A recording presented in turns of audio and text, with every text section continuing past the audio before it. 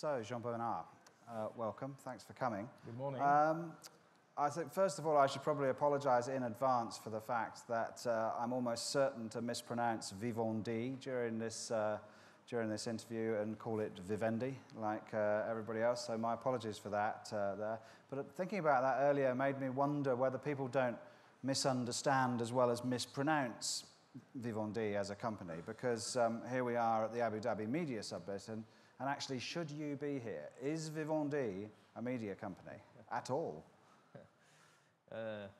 First, good morning to everybody. To answer your question, Ben, maybe it's just in a few words. Vivendi is obviously a strong media player.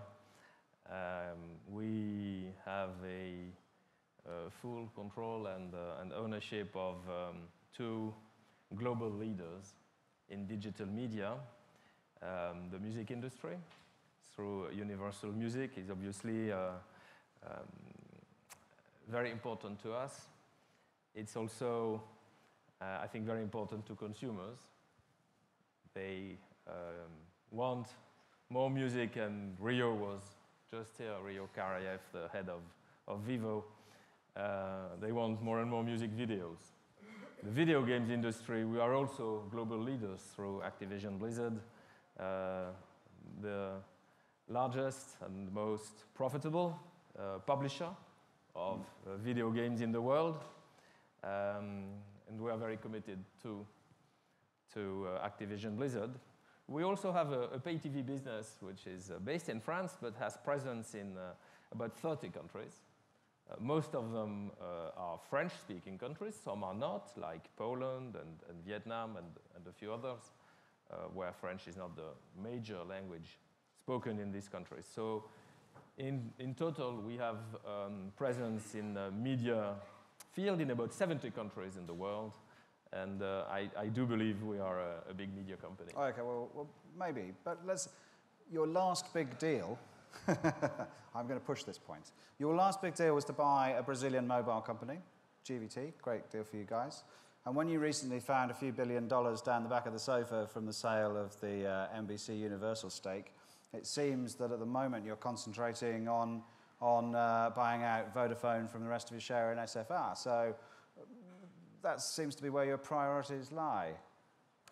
We have made a decision many, many years ago that we should refocus Vivendi. We should refocus it on a manageable number of assets, not tens of them, but just a few of them. And we should refocus them on assets on which we have full control. We decided a long time ago that we should not stay, because it was not, in our view, a growing business in the television industry in the United States, and it has to be proven to be cyclical. It has to be somehow resilient, but also prone to hard competition from the internet and non-linear applications of videos.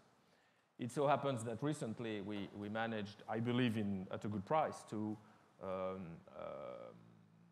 sell our last stake in NBC Universal. So indeed, we managed over the years to, I think in a pragmatic way, to put this strategy in place. This strategy designed when the new team came on board with Jean-René Fourtou, myself, more than 8 years ago. It's a long time. It's taken a long time, but we didn't want to spoil the value of our assets in the benefit of time. So it took a long time, but we got a better value. And I think we clearly always indicated that we did not believe that broadcast television and the Hollywood film industry was a good industry for Vivendi to stay over a long period of time. Okay, well, fair enough. But just between the two of us, and not to go any further, how are those negotiations with Vodafone going over the SFR stake? That's a very good point, but I'm not sure I understand what you're talking about. Yes, well, but we'll just, before we move on. Yeah, I have repeatedly said that while we now have the financial ability to enter into a potential transaction, I don't think it is in the interest of Vivendi to make any comments on whether there are discussions, what is the content of the discussions. I believe it's better to keep any tactical issues behind closed doors. Okay. FT reporting this morning that you don't want to pay more than $9.6 billion, though. Any comment on that? I'll take that as a no. He's trying hard, huh? I am trying hard. Not often I get to see Jean Bernard. So anyway, look, here we are. We're at a media summit, and I'm talking about telecoms. Shame on me. So look, let's start talking about your plans in the fastest growing markets in the world. And as we're here, I just talked about Brazil, but what about the Middle East? What about this region? Where do you see yourselves going? I think we see the Middle East, and I would say what people call the MENA region. That includes North African countries and into the Gulf countries and a little further east. But this is like close to 500 million people. We see this as a very promising land for our business. We have decided that we should invest here, create partnerships. We are very happy with the Abu Dhabi Media partnership that was created now close to 2 years ago.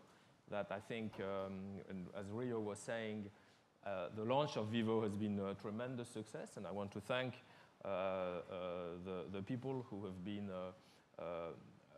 playing such an important role in the great launch and success of Vivo. Obviously, we are now preparing the launch of Vivo in this region, in GCC countries, and I hope this can be done relatively soon, and I think it's in good shape. We also want to operate more in this region.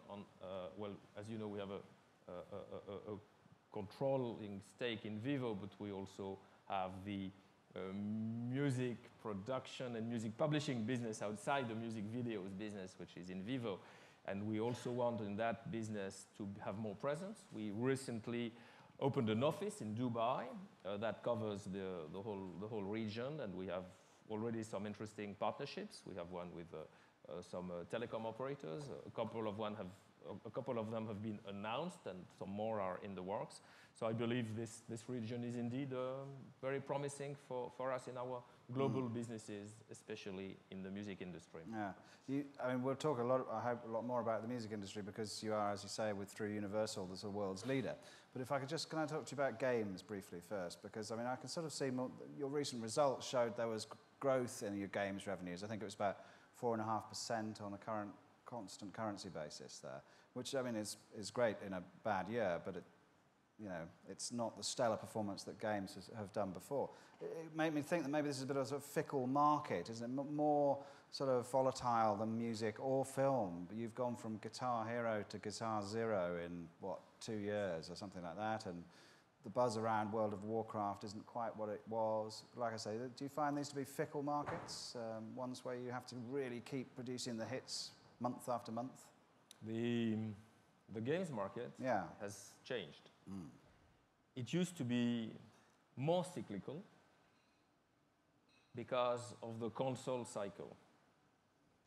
But as the number of installed consoles has grown, and as the number of people who play on casual games, which are a bit agnostic to the console, has grown, there is less cyclicality today, which would be tied up to the change in the console by consumers. And we have such a big installed base of consoles that we will be still launching games, for instance, for PlayStation 2 several years after PlayStation 3 has been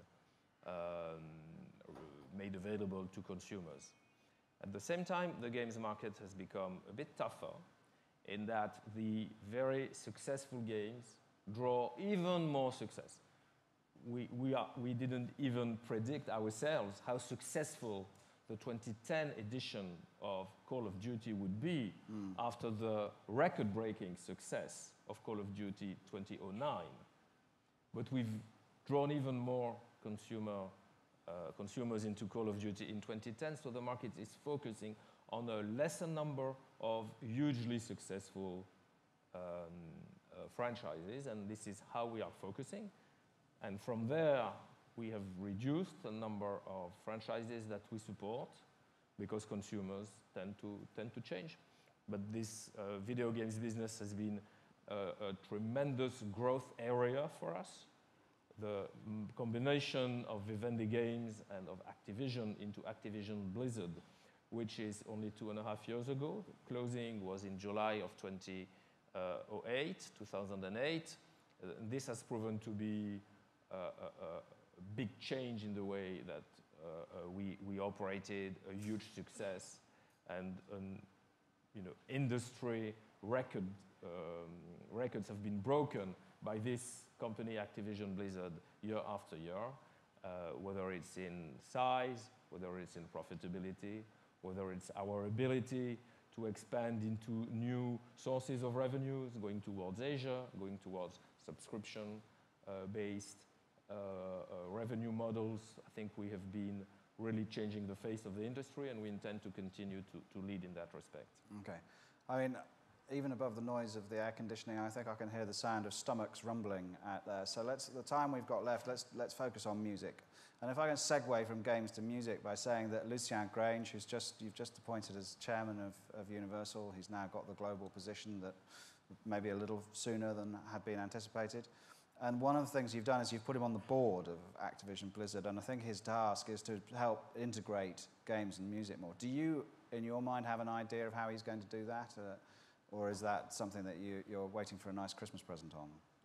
We have I'm happy to say Lucien has been the co-CEO of Universal Music now for about 9 months, and the chairman for a few days, with the executive position of co-CEO and then CEO he took now and for some time, and I'm very happy with the numbers. I think, by the way, Q4 last year, which is our last reported quarter, was way above industry expectations for Universal Music Group. I think we did very well in terms of both the market share and the profitability, and thanks to Lucien and his team for achieving this. We have indeed made a decision a few years ago that as we have 2 US-based businesses, but that have a global presence and a global leadership in their field, video games and music, we should try to work more together. And having the CEO of Universal Music sitting on the board of Activision Blizzard is something we implemented already for close to 3 years. And I think the more they speak together about what's going on in Hollywood, what is the digital consumer willing to pay for, how do you look at the Asian consumer and the difference with the Western consumer and so on, and there are lots of things to be done, and this is a continuous approach that we have between the 2 companies. Okay, but there's nothing in particular, there's no direct tactics that he's going to pursue in integrating these? I think we have a lot to do in both companies, including the fact that the more they work together, whether it's with specific video games, specific artist contributions in some products, specific cooperation in some territories, the more we can have of this, the better we will have. There are some potential synergies that maybe are difficult to monetize, but at least the meeting of the minds is something that is maybe immaterial assets, but it's very important in our content-driven businesses. Yeah, I mean, it looked like Guitar Hero was going to be a genre that would blend your 2 very strong positions in those respective markets into one business in a way. But has that experience, Guitar Hero has, as I rather badly joked earlier on, disappeared quite quickly in popularity terms? Has that put you off? Has that changed your attitude towards that? No, synergy? Not at all. I believe, at one point in time, we did invent a new way to use technology. And by the way, not only technology, but also hardware, a plastic guitar and the plastic drums and this kind of thing. And for a few years, this was hugely successful, and consumers loved it. And then consumers have gone to something else, and maybe someday they will come back to something to some kind of integration between video games, music, and so on that could be valuable to them. But we also have to follow consumer trends. And today, consumers have are less keen to play with plastic guitars. Yeah, well, a decade is a millennium in computer games, so Could maybe be. there's a That's legacy brand there that you can At dig least out. there are new generations of consumers, all the time coming to become our players. Concentrating on music, I'm tempted to ask you why, in a market where EMI seems to be for sale and Warner is for sale, why you, with the best asset in that market, aren't thinking about selling it. Well, I'm going to ask you, did you hear that there are lots of people that are interested to buy all of Warner Music? And do you think it would be the right time at this stage for Vivendi to run into this kind of big question mark? Don't you believe it's much better for us, as we have kept quite a high profitability? Off the record, do you want me to answer that question? To keep our strategy. We have a very stable business. We have very well managed the continuity of management and the succession plan, which we had been preparing for years. We are drawing more talents, artists, music executives into Universal Music Group, and I think gaining market share. So I think the more question marks about our competitors, the more we represent a safe harbor, a stable environment for all the people who like to make a big name in the music history. Yeah, because I think Brian Message from Radiohead yesterday gave us a very good little talk about showing how traditional labels were sort of almost redundant in some ways. You don't feel this is the time to sort of put the risk onto the producers of content, the musicians, and allow yourselves to concentrate on the distribution channels? That's not a business model for you. Ben, I think you're sort of teasing me. I think it's about the opposite. As you know, we've had these discussions before. I think the key of what we do is not distribution. It is the detection, the ability to promote the artists, the way to make them great artists is absolutely key. We have kept all through the years a high level of investment in what we call A&R, artists and repertoire, which is our R&D, and we will continue to be artist-driven, good music-driven, and yes, distribution is important, and being an industry is important, but at the first place in our challenges is the permanent ability to have the best musicians, the best producers, the best music executives work with us, because we don't know of any big name in the industry that didn't work with good professionals. Okay. Well, I promise I wasn't teasing you, Jean-Bernard, but let's talk about piracy. This is the thing that underpins, really, I think, a lot of the problems that the entire music industry is facing. Universal is affected by it, as everybody is. Can you tell us, how much music do you actually sell in China, for instance? The last time I looked at it, it wasn't much. How does it compare with, what other markets would you I think compare it was, China would be for us maybe the kind of revenues you find in a small Eastern European country. Right. Maybe like Hungary, Slovakia. And I think there are probably a few more people living in China than in Hungary and Slovakia. Everybody, I think, knows that while there has been some pressure on the Chinese authorities to implement a policy that would be more favorable to the protection of intellectual property in many industries, in the content industry, but in many industries this has not been very successful. And I think as having many assets and many jobs in the Western world, in America, in Europe, we are very concerned that the Chinese government has not made any significant progress in putting in place a true intellectual property rights, truly favorable policy in that respect. Is that a lack of will, or just they have other priorities? What do you think?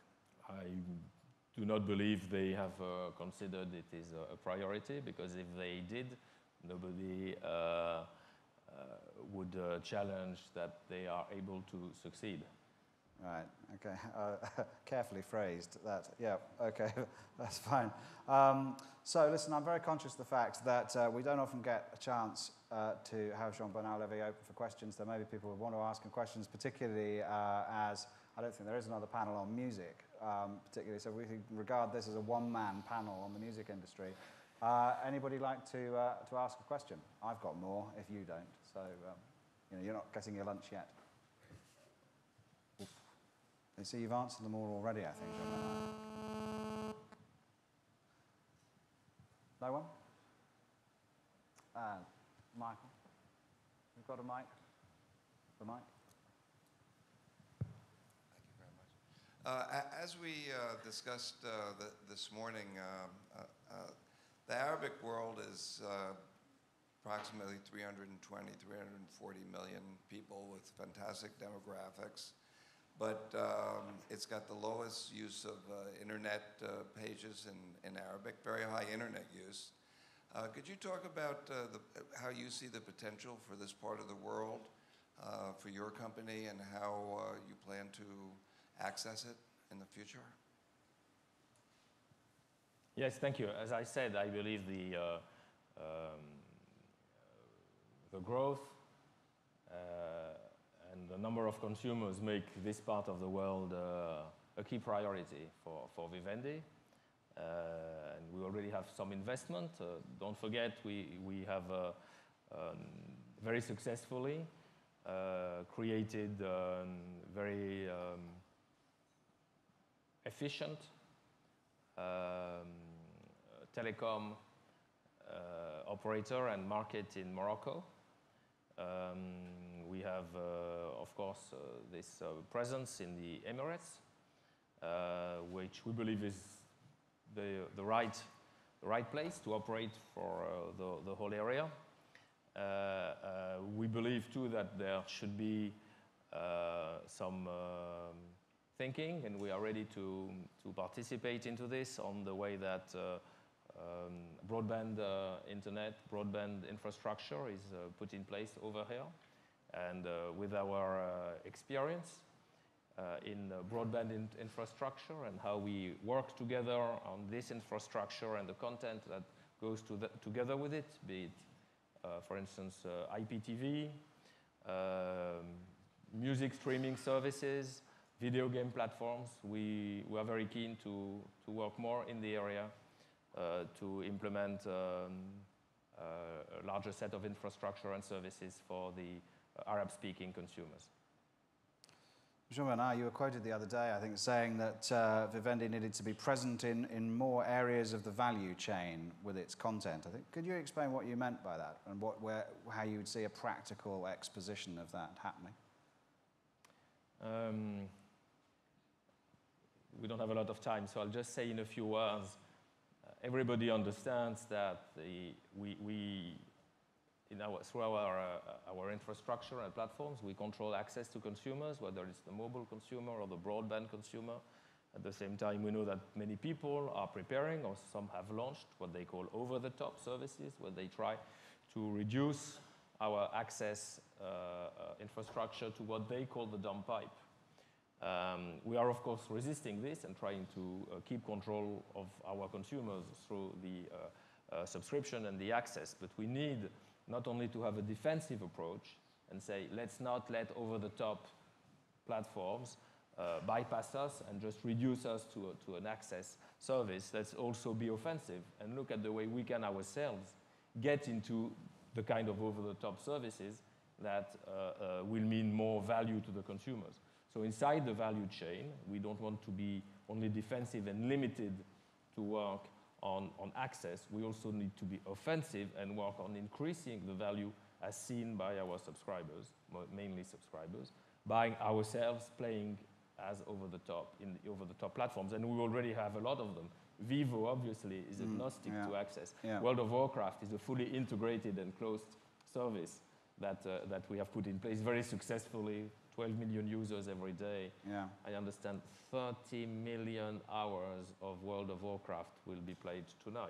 Gosh. like they were All played by the last same night. young man, or And is it? They will be played tomorrow night. Yeah, yeah. Maybe a bit more over the weekend, who knows? I should clearly not have underestimated So its we pulling do have power. our own presence and ability to go more into the value chain, and I think that's something that is a lot of food for thought for the mid and long-term strategy of Vivendi. Okay.